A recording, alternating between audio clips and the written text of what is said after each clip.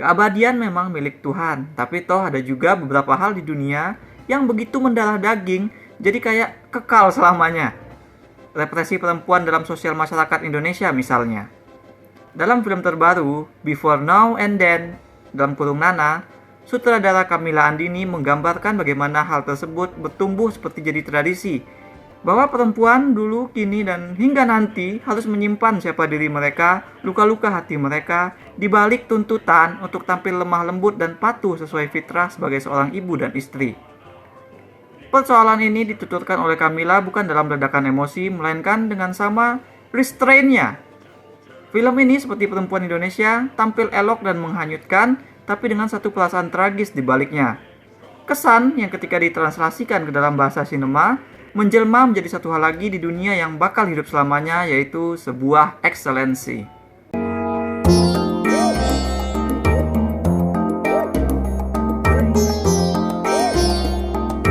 The Excellence of Execution film ini bukan hanya tampil lewat visual, melainkan juga dari bagaimana ceritanya terstruktur. Seperti seharusnya sebuah film yang hebat, Before Now and Then mengerti pentingnya awal, tengah, dan akhir cerita. Kehidupan protagonisnya terhampar menyeluruh untuk kita simak. Nana boleh jadi menyembunyikan banyak hal pada dirinya kepada orang lain, tapi bagi kita, Nana seperti air yang tampak tenang meski kelam untuk diselami. Untuk membuat kita mengerti apa yang bakal bersarang di hati Nana sehari-hari nanti, film membawa kita melihat dulu ke masa before Nana, yakni saat dia dalam pelarian di dalam hutan, menggendong bayi bersama saudaranya Ningsih. Mereka diburu bukan oleh Belanda, bukan oleh Jepang, melainkan oleh gerombolan. Gerombolan itu juga yang telah membawa suami Nana dan yang diyakini Ningsih telah membunuh bapak mereka. Eksposisi before yang dilakukan film tersebut di awal cerita itu serta-merta menjadi opening yang efektif karena bukan saja melandaskan setting serta konflik yang membuat karakter keluar dari zona amannya, tapi juga langsung memperkenalkan kita kepada penceritaan audiovisual level tinggi yang dilakukan oleh film. Lihat bagaimana film ini menggambarkan Nana saking rindunya dengan sang suami, dia sampai nggak ingat lagi wajah sang suami. Film menggambarkan itu dengan actually meletakkan sosok suami jauh di kejauhan, like way di belakang layar, sehingga sosoknya itu hanya blur saja. Batas realita dengan hal di benak Nana dikaburkan, sehingga dengan konteks mereka lagi diuber-uber, yang juga diperkuat oleh suara musik, alunan musik yang sangat mengiris di latar, sense ketakutan, sense pengalaman traumatik bisa langsung tersampaikan kepada kita. Now dalam cerita Nana adalah 15 tahun kemudian. Kini hidupnya tampak nyaman sebagai istri Kang Lurah, statusnya cukup terpandang.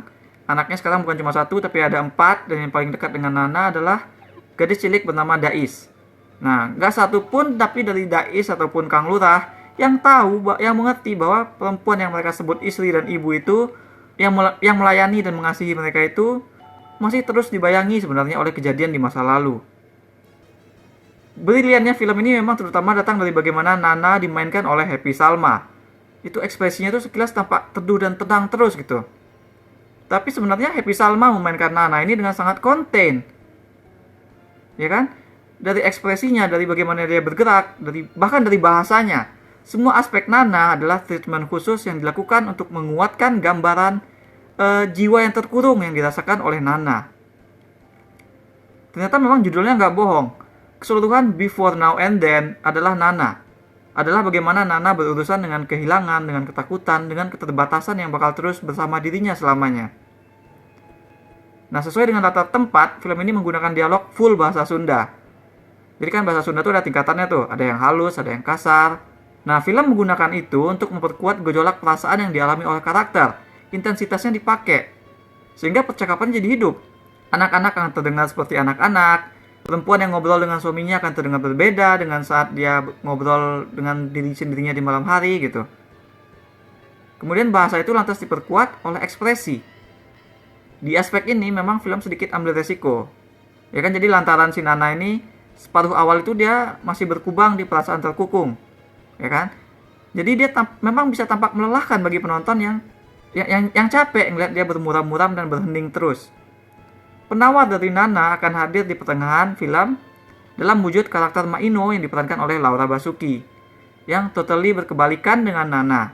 Dia ini belak-belakan, berani, lebih cheerful lah. Momen-momen ringan juga bakal banyak datang dari Ino, yang juga bakal menularkan vibe-nya ini ke Nana.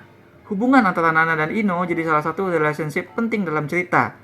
Karena dari Ino yang awalnya dia anggap sebagai trigger ketakutannya itulah, Nana belajar bagaimana membebaskan diri.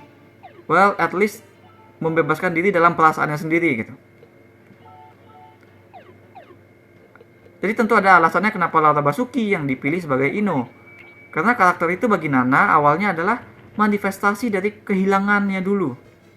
Nana yang masih belum melupakan bayang-bayang suaminya terkait PKI dan anti komunis, melihat Ino yang bermata sipit dan menjual daging, lebih dari seorang suspek mistress dari Kang Lurah.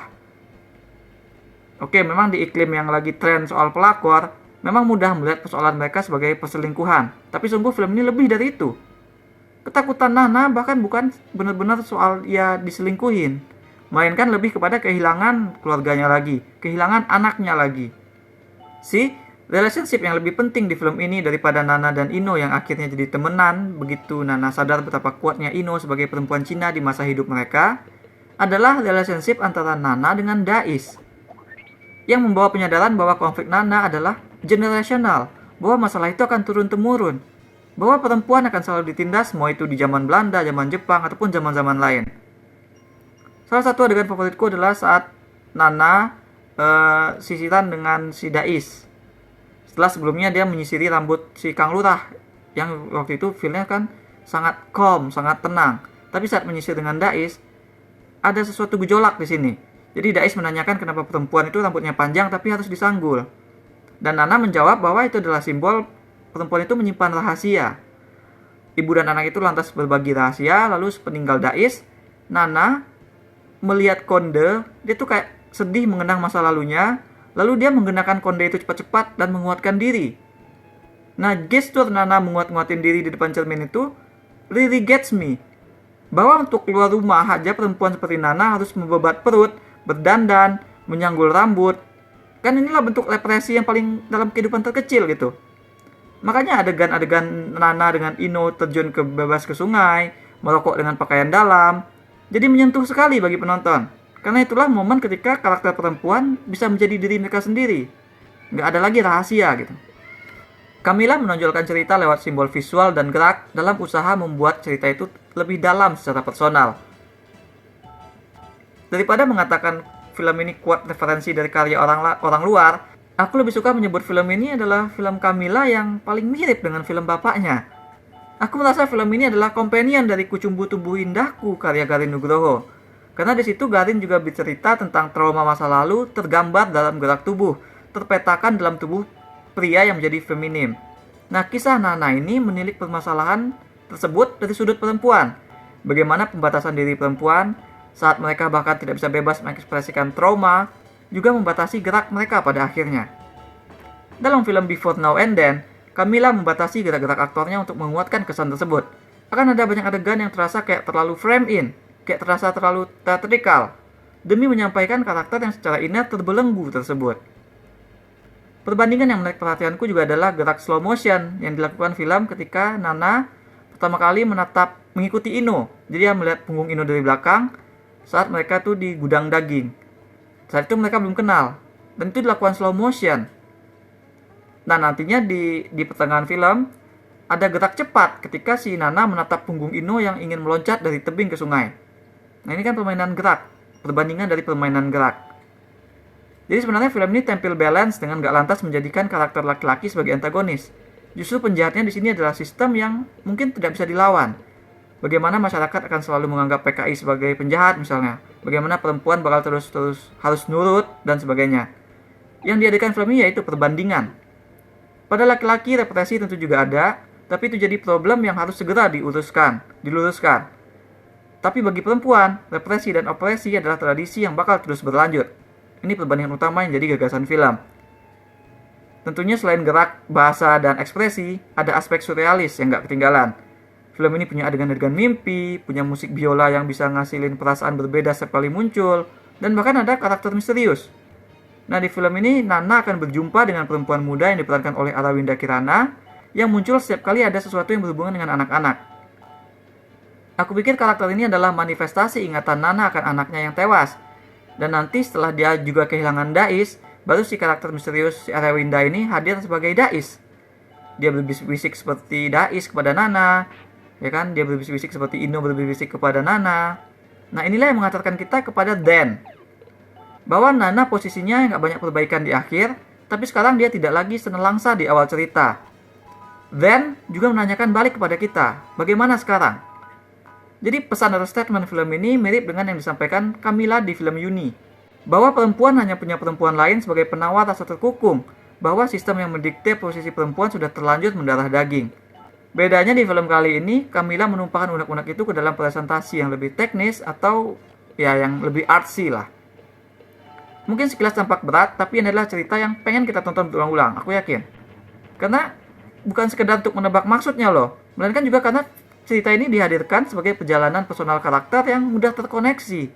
Kita mengerti problem karakternya real, tidak dibuat-buat, tidak dikarang-karang. Meskipun bisa dibilang film ini terlalu mengatur, dengan treatment yang melingkupi banyak hal mulai dari ekspresi, gerak, hingga bahasa, kesan yang dihasilkan bukan membuat film ini jadi kaku, melainkan jadi magis. Dan itu juga sesuai dengan konteks dan bahasan yang coba diangkat film, yang pada akhirnya jadi buah pikiran lain untuk kita renungkan. Jadi film ini berlapis, padat banget. Aku berikan 7,5 dari 10 bintang emas untuk Before, Now and Then alias Nana. That's all we have for now. Lucunya banyak penonton yang nge-ship Nana dengan Ino, seolah mereka tuh jadi pasangan gitu. Menurut kalian kenapa hal tersebut bisa terjadi? Share pendapat kalian di comments. Jangan lupa hit like dan subscribe supaya ketinggalan review-review dan playthrough lain. Kunjungi mydersit.com untuk review yang lebih detail. Kalian bisa juga kunjungi store mydersit di chiptolka.com. Ada banyak kaos dan pernak-pernik custom yang unik, mulai dari film, musik, game, hingga wrestling. Thanks for watching. Remember in life, there are winners and there are losers.